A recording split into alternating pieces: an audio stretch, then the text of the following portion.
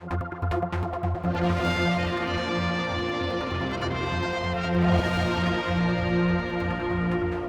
tribunal has raised a number of substantive questions regarding government performance and culture, and has understandably damaged confidence in government. I stand today to acknowledge the deep discomfort that we feel with the evidence and findings of this tribunal, and I acknowledge our shortcomings.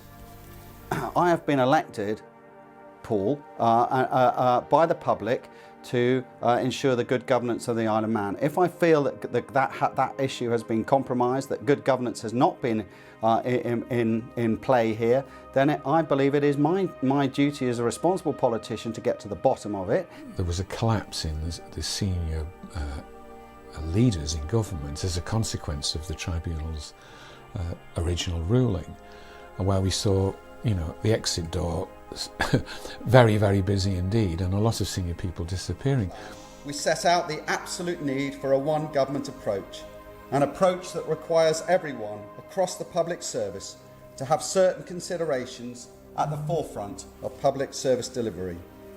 Our culture should be one of people first. And then I think that in order to restore confidence, I think the government has to put its hand up and say that it has got it wrong.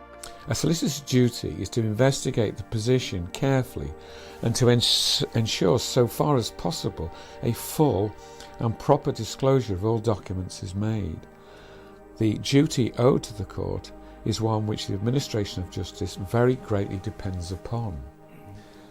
Now, it's clear to me that there was a complete failure on the part of AGs to fulfil their duties. As part of our approach to reforming culture, capability and performance, it is vital that honourable members in this court have the chance to hold government to account and to determine whether productivity and performance is of the standard required. And then I think that once we've established exactly which department is responsible for this, I'm afraid there's going to have to be responsibility taken at ministerial level. A number of senior government people to produce affidavits, remember that? You also remember that Will Greenhow was written to and was required to produce an affidavit, and he didn't. It is clear to me that organisational culture needs to be refreshed and revitalised. Across parts of the organisation, we are failing to properly engage and listen with our workforce. I think it is a question of having a sense of confidence, of public confidence, that the government is operating honestly, with transparency, with integrity. It's very important that the people of the Isle of Man can trust the AG's department. Yeah. And I don't think that that's any longer possible. There is too much top-down management and not enough bottom-up problem-solving or listening. We will set out today to renew, refresh and revitalise the government's organisational culture and performance through greater transparency, better communications, and by insisting that solutions are delivered by proper engagement across the structure.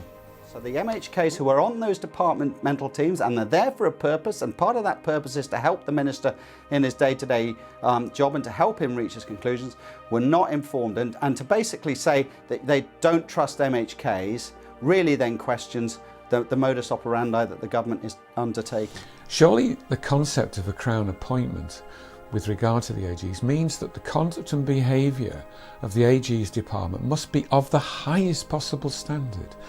And yet here we've seen exhibited time and time again on the part of the AG's department miserable and poor behaviour. We cannot successfully deliver without our staff and employees operating to the highest standards. But in order to achieve that, they themselves must be enabled to achieve and have trust in the organisation. We must do more to recognise success, but we must also do more when there are recognised failings.